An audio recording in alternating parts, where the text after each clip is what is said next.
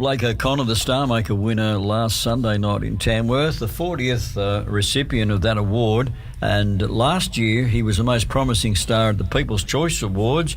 And Phil Marnie's on the line. Good morning, Phil. Good morning, Mike. What did you think of the Star Maker last Sunday night? Oh, yeah, I thought it was a pretty good decision. I thought he went very well, Blake, and very well presented and a lot of personality. And I think he's got a bit of a future there, Mike. Yeah, well, we've got a young lady from the Central Coast too. She was a finalist, Phil, grand finalist. Oh, Chelsea Berman, she's a very talented girl, and I thought her two songs, she professionally presented them, as good as she could. I thought I wouldn't have been surprised if she could have got it as well. She's a very good talent. She's only 20 and she's only been in country music a couple of years now, I think, Mike, 2 years. She went up there to have a look around, and she was that impressed with country music. She didn't know which direction she wanted to take. She trained as a jazz vocalist in her younger days, but then when she seen the country music up there, she just fell in love with it. There's one thing I noticed about the 10 grand finalists, Phil, with you and I going to the same singing teacher. Our teacher was very strict on breathing, wasn't she? And she. Oh, yeah. Well, you remember them days, the great Joan McMillan, who worked with the Vienna Boys Choir, and she lived in Newcastle in her older days, and she wouldn't let you sing a song for about 3 months, I think, after you'd done your diaphragmatic breathing. Yeah, I noticed that everyone that was in the 10 grand finalists, they all had good breath control, they had voice placement, and they all presented well. Yeah, they did, really well. Yeah, that's what I thought. Yeah, they sort of had it all together, didn't they? Anyone could have won that last Sunday. Yeah, it wouldn't have that's right. It wouldn't have been a surprise. Whoever won it, I thought they were all great. Phil, you've worked hard for country music. You've been an entrepreneur. You've been a centre manager, promotions, the whole bit. And when I came back from South Australia on the radio in 85, you gave me a start at one of the shopping centres, and then a department store picked me up in the menswear side of it. And then I started doing voiceovers and working in front of shops for about 5 years with them. But you actually gave me that initial start, so I appreciate that. And now you've written some new songs as well now. Oh, Mike, that was great, actually. I was the marketing manager of Stockland Mall in Jesmond, and the shops were doing a little bit tough. And the owner of Reuben the Scarf, I remember, he came there one day and he said, things are tough. And I said, well, you might need a good voice man out the front, letting people know what the specials are. He used to come up. He lived at St Hubert's Island, and he come up to the shop and sat now and again looking a bit depressed. But after you was done your first day there, he was that happy, that you encourage the people to shop, and you've done a great job there on the voice for him and become a real success. Yeah, you've moved on since, mate. You've written a couple of new songs. Oh, yes, Mike. I've been pretty lucky. I met up with Anthea Keys. She goes back a long way with her parents and her godmother, the great Princess Chick Morangi, and Heather, and his grandfather too, the great Eric Gavin, a singer on the ABC.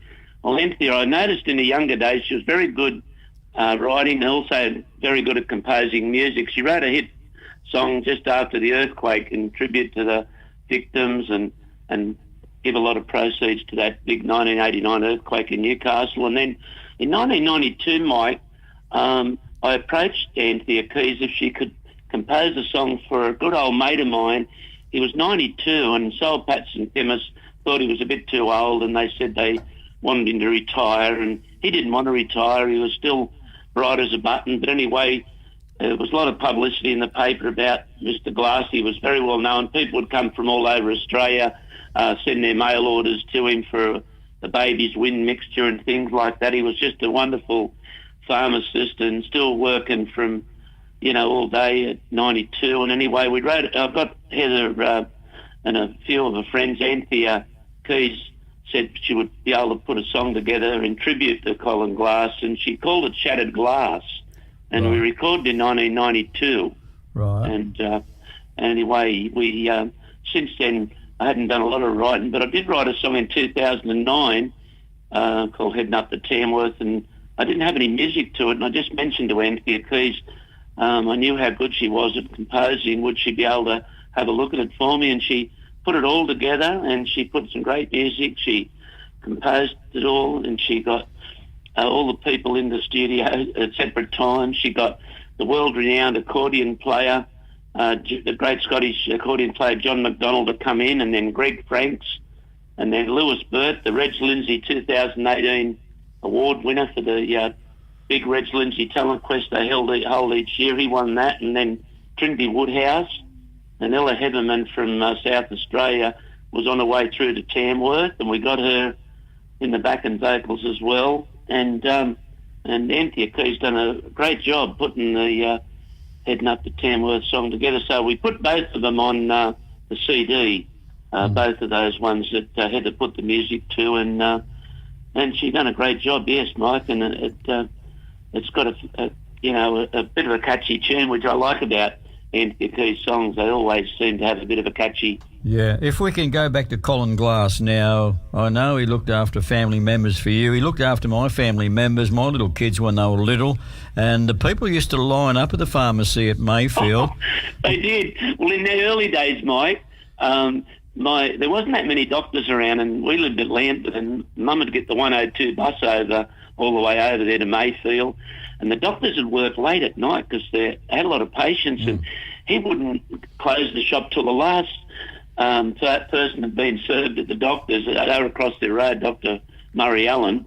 And so I went there from a baby, and then when my kids come along, they were like your kids. We took our kids there as well, and he was just a wonderful guy, and he was as good as any doctor, and we all miss him, and unfortunately, Mike, when they said that he had to retire, he went to Canberra University, and he done the highest pharmacy degree you could do just to prove that he still had it all. Yeah.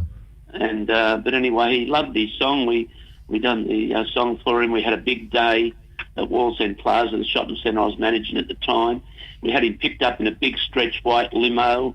We brought him to the shopping centre, and Anthea Keys had Peter Baisley there that day as well. It was one of the last recordings that the great Peter Baisley played on, because Peter, for those people that don't know, I know you know, but anyone that don't know, Mike, he come out in 1964 from New Zealand with the great Johnny Devlin as his lead guitarist, and then Lonnie Lee grabbed him for the Lee Men.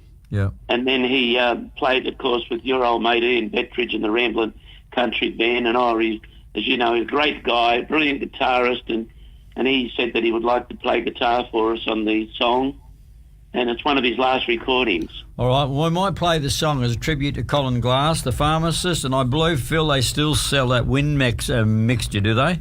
Oh, yeah, I was quite happy and surprised when I drove past a couple of weeks ago, Mike. They got a big sign out the front, Dr. Glass's famous Win mixture. Okay, I'll play the song. The recipe for it, yeah. Have you seen the man behind the counter? He's been working here since I was just a boy. I haven't seen him working here lately, and the stories that he tells we all enjoy. Out with the old, in with the new. The man behind the counter, he said. Time's gonna changing and we're rearranging. They needed someone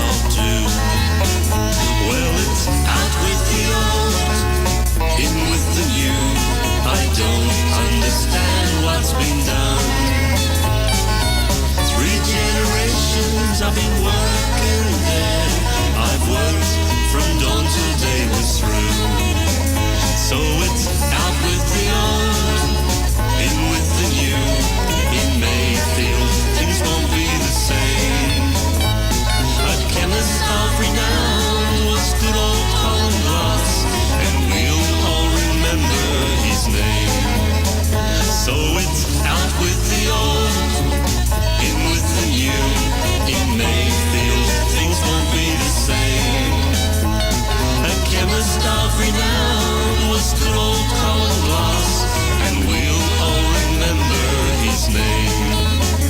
Colin Glass will remember your name. That's Phil Marnie with a Colin Glass song. It's got a good catch to it, Phil. Yeah, I always love Anthea Keys' tunes. That she always has that good catchy sound. And how long has he passed on now, Colin? Yes, it was only a couple of years after that. Mike, his son is a doctor, Dr. John Glass, and John often said he would never let his dad still work at the pharmacy if he didn't think he had it all there, and he was bright as a button. But they ended up building a house. His son built a nice house at New Lambton Heights, a big one, and I'd often call and see him. He'd sit on the front veranda with this new home there, and he might have lived to about 96, I think. Yeah. He might have lived about 4 years after that, but he went down. He really did miss that job. I'm sure he would have even lived longer if he'd have been able to still do that job. Yeah, he was certainly a legend. Now, you've also written a song as a final mix as a heading up to Tamworth for the festival, Phil. Oh, yes, Mike. I often say to people that haven't been up there, you must go up there and check it out, because it's just an atmosphere all of its own, as you know. And I come home one day from up Tamworth, I think, and I thought I'll write a song, in tribute to that festival up there. And that was in 2009 I wrote it, and it took about another 9 years before I had to find it, I suppose.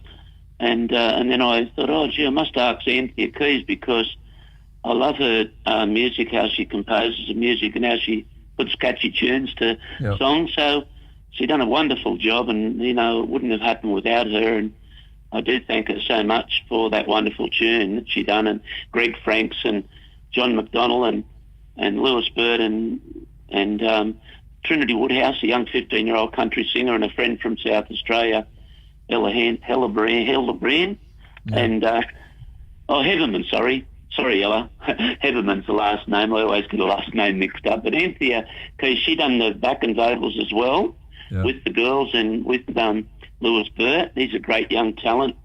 And then she also done the producing, and she played keyboards and the editing and everything. So it wouldn't happen without Anthea Keys. She's a great talent and a great friend. Righto, mate. I might play the song heading up to Tamworth and move on. Charlie Shaluba's going to give me a ring about 11:15 and let me know what's happening in Tamworth. So all the best. Great. Thanks for the call, Phil. Yeah, thanks very much, Mike, for your time, and thanks for all your support over the years. Thanks, mate. All the best. Let's go to Tamworth now with Phil Marnie.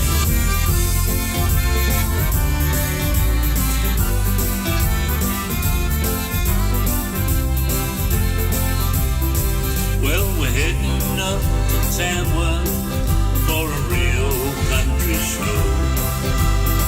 If you've never been there, make sure that you go. Just once a year, and there's lots of fun and cheer. Yes, Tamworth's country music, it's the best you'll ever hear.